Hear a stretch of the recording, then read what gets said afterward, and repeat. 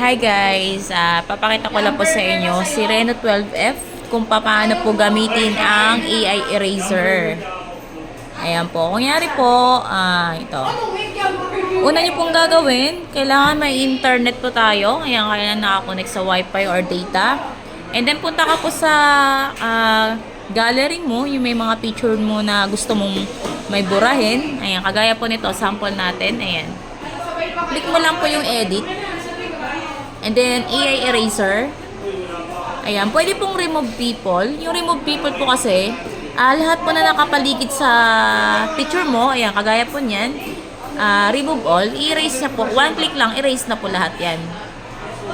Basta malakas ng internet mo, kailangan po dyan malakas ng internet mo. May wifi or data. Compare po natin. Ayan po, diba? Yung difference niya, natanggal po. As in, parang natural lang po yung dating. O, tingnan mo, parang walang nangyari sa picture. Ayan. Wala siyang blurred. As in, natural lang. Ayan.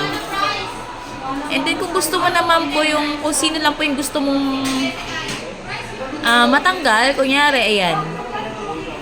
I-eraser pa rin po. And then, bibilugan mo kung sino lang yung gusto mong matanggal na tao or bagay. Pwede rin po. Ayan.